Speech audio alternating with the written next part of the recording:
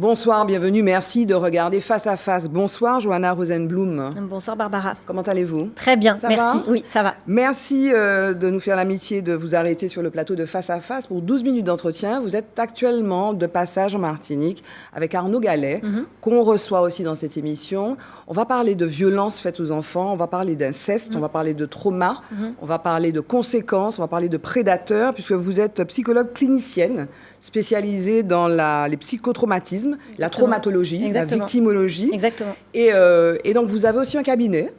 Et puis, vous faites de la télévision aussi, puisque vous intervenez notamment en exclusivité sur BFM et puis d'autres médias. Exactement, c'est ça. Et votre activité, donc, c'est... Vous parlez aussi des cold cases, quelque chose, voilà, vous me disiez ça avant l'émission. Mon activité, elle est partagée entre mon activité au cabinet médical, où je vois des patients qui prennent rendez-vous, donc toutes sortes de problématiques. Ma spécialité, ça reste le psychotrauma, donc beaucoup de victimes, notamment de victimes de violences sexuelles. Une autre partie de mon activité se passe dans les médias. Je suis consultante santé sur une chaîne info et puis les autres médias pour réagir à l'actualité chaude ou faire des chroniques santé pour apprendre aux gens à se sensibiliser à la santé mentale, déstigmatiser la santé mentale en général pour que ça soit plus un tabou. Et une troisième activité, toujours pour faire de la pédagogie autour de livres grand public sur la psychologie. Oui, vous en avez écrit au moins deux, ces titres-là, Hypersensibilité, comment en faire un atout, et puis un livre, Pervers narcissique, comprendre l'emprise pour s'en libérer. On va parler des fameux PN, les pervers narcissiques, qui probablement constituent un profil qu'on retrouve parmi les prédateurs des enfants. Et alors, le cas dans lequel on se voit aujourd'hui, c'est celui d'une semaine un peu chargée et qui fait droit aux enfants, puisque le 18 novembre, c'est la journée européenne de protection des enfants contre l'exploitation et les abus sexuels, et puis le 20 novembre, la journée internationale des droits de l'enfant. Mais avant d'y venir, vous avez probablement été très mobilisé autour de la commémoration du 10e anniversaire, entre guillemets, du 13 novembre 2015, n'est-ce pas ? 13 novembre 2015, on se rappelle les attentats du Bataclan, et des terrasses aux alentours qui ont fait plus de 130 victimes dans des conditions qui sont quasiment des scènes de guerre, c'est des traumas de guerre. C'était une prise en charge extrêmement particulière. Moi, cette année-là, pour rien vous cacher, j'étais en formation à la brigade de sapeurs-pompiers de Paris, à la section médico-psychologique, pour me former un peu plus au psychotraumatisme, cette fois-ci des primo-intervenants, donc pompiers, policiers, SAMU. Et donc, ma spécialité a joué très rapidement dans la prise en charge des victimes du Bataclan par la suite, que j'ai commencé à suivre. Actuellement, j'en suis encore 3, qui vont mieux, certes, mais dont le trauma se réactive à chaque date anniversaire. En fait, le trauma, c'est pas comme une pathologie classique en psychologie ou en psychiatrie. Si on prend par exemple l'exemple de la dépression, on peut faire une dépression, ça peut être très grave, très dur à traiter, avoir des conséquences, mais il y a un début, un milieu, une fin. Ça se termine. Le psychotrauma, c'est différent. C'est pas une pathologie, c'est pas un trouble, c'est une effraction. C'est un avant, un après. Une fois qu'on est psychotraumatisé, on est psychotraumatisé à vie. Donc la prise en charge, l'idée, c'est de pas faire disparaître les symptômes, mais bien de réussir à vivre avec l'épreuve qu'on a traversée. Comment on fait alors ? Donc finalement, ce sont des thérapies de long terme ? C'est souvent des suivis qui sont sur le long terme. Déjà, la première particularité de cette prise en charge du psychotrauma, c'est de respecter la temporalité de la victime. Il y a des victimes qui peuvent parler directement après et d'autres pour qui c'est beaucoup plus compliqué. Il y en a même pour qui parler est complètement impossible si on prend le cas des personnes qui souffrent d'amnésie traumatique. Parce que dans certains cas, la violence a été telle qu'il y a eu une dissociation, c'est-à-dire la personne s'est coupée de ses émotions et de son souvenir pour pouvoir survivre. Exactement, c'est un mécanisme de défense. Et ça crée un défaut d'encodage. On ne se souvient plus du souvenir pour se protéger du psychotrauma qu'on a vécu. Et pour survivre à cela, le souvenir s'échappe, se met comme dans une petite boîte enfermée dans notre cerveau. Et donc, on peut être coupé de son souvenir traumatique pendant une semaine, un mois, mais parfois pendant des dizaines d'années. Et parfois, à la faveur d'une date anniversaire, d'un flashback, ça se réactive. Difficile de prévenir, par contre, et de prévoir à quel moment l'amnésie traumatique va céder pour laisser place au souvenir. Et alors, quels sont les symptômes d'un trauma ?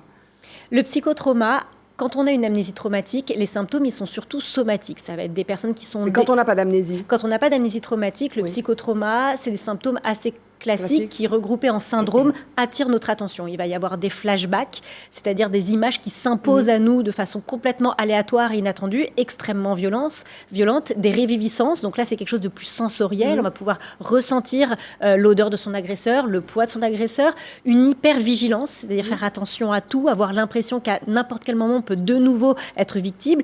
Il y a aussi des troubles du sommeil, des symptômes anxio-dépressifs très sévères, parfois des idées noires. La difficulté du psychotrauma, c'est que le traumatisme ne passe jamais. Le temps a beau passer, on a l'impression que le trauma est toujours là, qu'il était présent il y a quelques secondes. Donc tous les symptômes de peur hyper violents, intenses, traumatiques, se réactivent régulièrement, tous les jours, toutes les semaines, tous les mois, pendant des années. Et c'est parce que c'est insupportable que parfois la dissociation permet de couper en fait avec les symptômes. La fameuse amnésie. Venons-en maintenant à l'inceste, donc il y a une violence qui est faite aux enfants dans un cadre familial. Qu'est-ce que ce trauma a de particulier ? Ce trauma, déjà, il est extrêmement particulier parce que il arrive très souvent dans l'enfance. L'enfant n'a pas de libre arbitre, il n'a pas d'esprit critique. La personne à qui il s'en remet, c'est son parent, son représentant légal. Il faut quand même rappeler que l'inceste, c'est pas uniquement les parents, les grands-parents. C'est pas forcément un rapport d'ascendance. Voilà, ça peut être une lignée familiale. Ok. Donc ça veut dire que c'est une effraction criminelle qui a des conséquences traumatiques majeures et qui, en plus, se produit précisément dans un endroit où on est censé être entendu et protégé. L'endroit sécure de la famille. Donc, il n'y a pas plus violent. À cela, vous rajoutez la société qui n'est pas capable d'entendre, la famille qui préfère mettre de côté la victime plutôt que de faire exploser la sphère ou le système familial. Donc, vous avez une victime isolée, parfois une victimisation inversée, c'est-à-dire qu'on accuse la victime d'être responsable d'avoir fait exploser la famille ou d'avoir menti. Et puis sans compter les dommages physiques et psychologiques que cela peut avoir. Comment on vit avec ça ? C'est très... Alors, il y a l'amnésie. Il y a l'amnésie. Ça, c'est un mécanisme de défense. Mais comment on vit avec ça ? En fait, on apprend à survivre. Vous savez, c'est quelque chose qui n'est vraiment pas banal d'être victime d'inceste. Ça ne s'oublie pas. Il y a quelque chose qui est ancré très profondément. Et on voit chez les patients, 20 ans, 30 ans, 40 ans après, lorsqu'ils évoquent encore leur trauma, l'inceste, il y a encore tellement d'incompréhension. On est parfois obligé de revenir des décennies après pour leur expliquer que non, c'est pas une agression sexuelle, c'est un viol, c'est pas tout à fait pareil. Non, c'est pas n'importe quelle agression sexuelle, c'est un inceste. Oui, tu es une victime, tu n'as pas souhaité ce qui s'est passé. C'est constamment des mots à remettre dessus. C'est tellement indicible, c'est tellement incompréhensible, les dommages, ils sont à vie. Surtout que la parole de ceux qui sont victimes d'inceste n'est pas entendue. Quand on va sur le terrain judiciaire, il y a une méconnaissance de cela, finalement, de cette parole des victimes et puis de la reconnaissance de ce qu'elles ont subi. Ah oui, complètement. On dit régulièrement aux femmes... En fait, on se prend soi-même pour un menteur. Peut-être qu'on peut avoir à force d'entendre, quand on a un enfant, qu'on parle pour ne rien dire ou que c'est pas possible qu'on ait vécu ça de la part de papy ou de papa ou de tonton parce qu'il est tellement sympa, il aime tellement les enfants, c'est lui qui organise les vacances. À force d'entendre, quand on est une femme, qu'on a porté une jupe trop courte, qu'on a souhaité un petit peu ce qui se passait, on finit forcément par se taire. Comme je vous disais, vous rajoutez ça, Barbara, la société qui a du mal à entendre encore les victimes. Ça reste tabou, c'est difficilement audible. On demande aux victimes au bout d'un moment, mais passe à autre chose, tourne la page. Et cette justice qui a du mal à se rendre, parce que les faits sont souvent difficiles à caractériser, c'est difficile de prouver qu'on a été violé 10 ans, 20 ans après, et puis vous rajoutez après les délais de prescription. On considère qu'au bout de 30 ans, si vous n'avez pas porté plainte, c'est fini pour vous.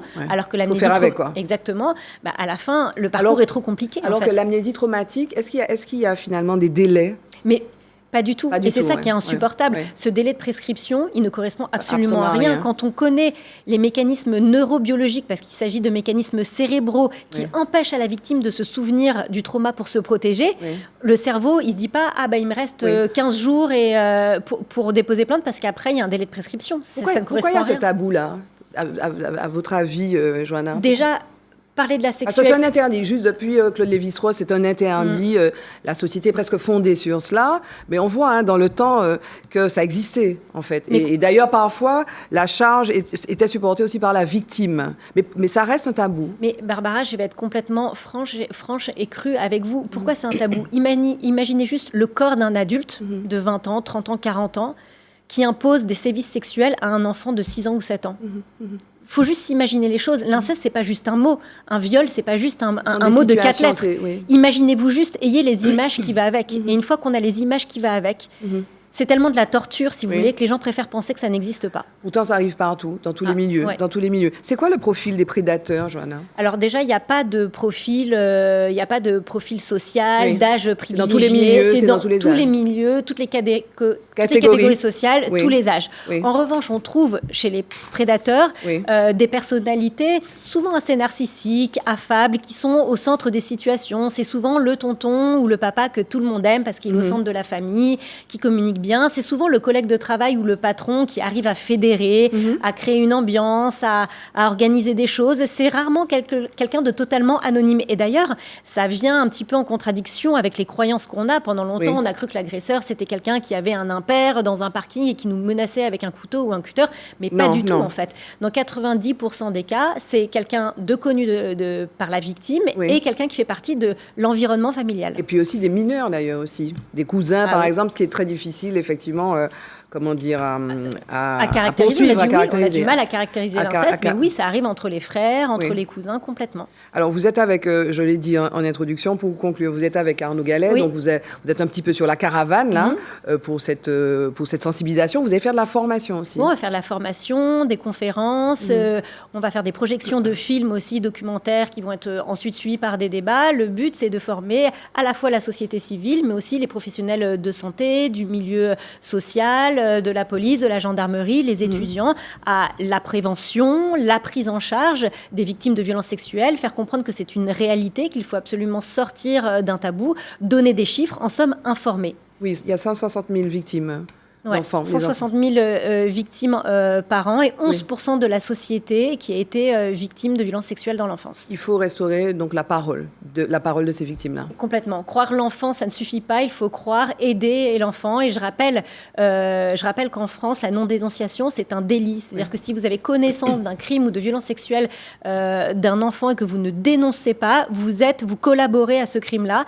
Et on peut encourir 4 ans de prison et 45 000 euros d'amende. C'est très important de dire que les personnes qui sont au courant de ces violences-là doivent signaler, dénoncer. C'est extrêmement important. Merci beaucoup, Joanna. Merci d'être venue nous parler de ce fait de société, l'inceste et les violences faites aux enfants. Merci beaucoup. Merci à vous de nous avoir suivis. Je vous retrouve pour un prochain Face à Face sur ATV. Bye bye, à bientôt.